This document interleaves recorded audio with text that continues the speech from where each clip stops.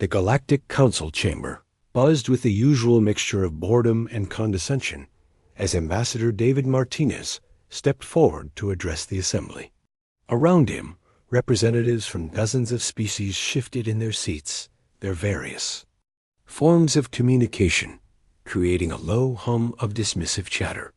The humans wished to speak about defense contributions, announced Chancellor Vex, his crystalline voice carrying barely concealed amusement. How quaint. David had grown accustomed to this reception over the past 2 years since humanity's admission to the Galactic Federation. Earth was considered a backwater world, its inhabitants primitive by galactic standards. The Federation had accepted them more out of curiosity than respect, viewing humans as an oddity to be studied rather than equals to be feared. Honored representatives. David began, his voice steady despite the snickers from the Corvan delegation. Humanity formally requests permission to contribute to the Federation's defense forces.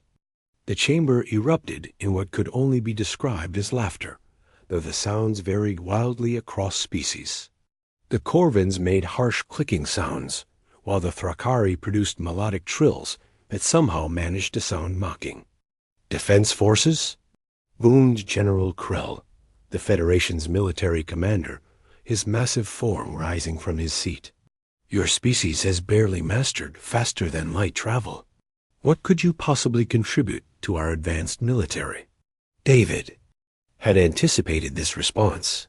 For months, he had watched Federation forces struggle against the hegemony, a hostile alliance of species that had been steadily pushing into Federation space. The Federation's military doctrine relied heavily on energy shields and beam weapons, tactics that had served them well for centuries, but were proving inadequate against the hegemony's new adaptive technologies. We understand your skepticism, David replied calmly. However, we believe our unique approach to warfare might prove valuable. We request permission to deploy a single human regiment to assist in the defense of the Outer Rim. A suggestion was met with more laughter. Chancellor Vex leaned forward, his multifaceted eyes glinting with amusement. A single regiment? Against the hegemony forces that have defeated our entire Third Fleet? If you're so confident, General Krell interjected, then by all means, let them try. Perhaps watching your primitives flee in terror will provide some entertainment for our troops. A vote was unanimous. Humanity would be permitted to send their forces to the Outer Rim. Primarily so, the Federation could demonstrate the futility of human military intervention.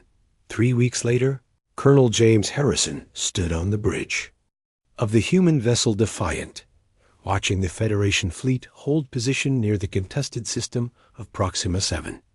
The planet below was a crucial supply hub, and its fall would open a direct route to the Federation's core worlds. Sir, reported Lieutenant Emma Stone, the ship's communications officer, Federation Command is requesting we maintain position in the rear guard. They want us to observe and learn from their tactics. Harrison suppressed a smile. The Federation.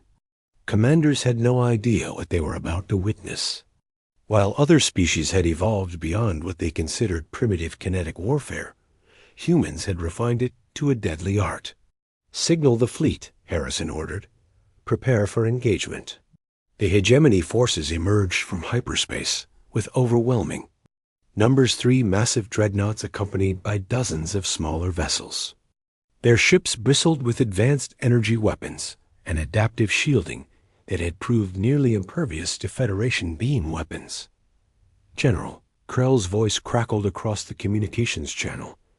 Human forces, maintain position. We will handle this threat as we always have. The Federation ships moved forward in their traditional formation, energy weapons charging. The first exchange of fire lit up space with brilliant beams of coherent light, but as expected, the hegemony shields adapted quickly, rendering the Federation's weapons increasingly ineffective. Their adapting faster than anticipated came Krell's frustrated voice. Fall back to defensive positions. Harrison watched the Federation forces retreat, their ships taking heavy damage from the hegemony's relentless assault.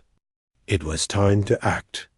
"All ships, this is Colonel Harrison," he announced on the human tactical frequency. "Engage Pattern Delta. Show them what kinetic warfare really means." The human fleet broke formation, moving with a precision that surprised the watching Federation commanders. Instead of the slow, methodical approach favored by galactic military doctrine, the human ships moved like hunting predators, using their superior maneuverability to confuse and outflank the enemy. "What are they doing?" Chancellor Vex demanded. From his command ship, "Their weapons are powering down." What the Federation didn't understand was that human ships didn't rely solely on energy weapons. As the hegemony fleet moved to engage what they assumed was a retreating human force, Harrison's ships revealed their true nature. "Fire all batteries," Harrison commanded.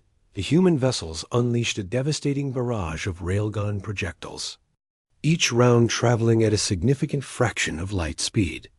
The kinetic energy weapons, primitive by galactic standards, proved devastatingly effective against shields designed to deflect energy attacks. The lead hegemony dreadnought shuddered as tungsten slugs punched through its adaptive shielding like it was tissue paper.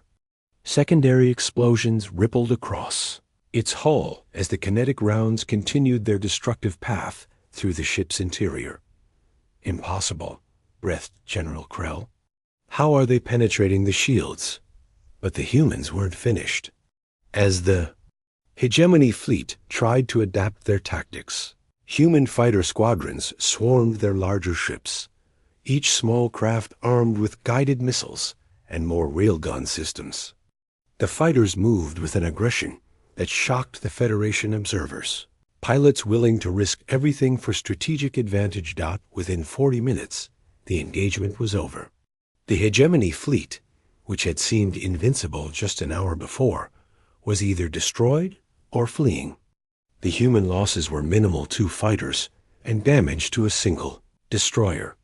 The communications channel was silent for a long moment before General Krell's voice, now respectful, broke the quiet. "Human forces, this is Federation Command. We may have underestimated your capabilities."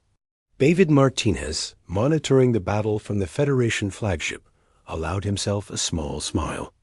"General, this was just a demonstration. Our full military capabilities remain classified." From that day forward, no one in the Galactic Federation laughed at humanity again.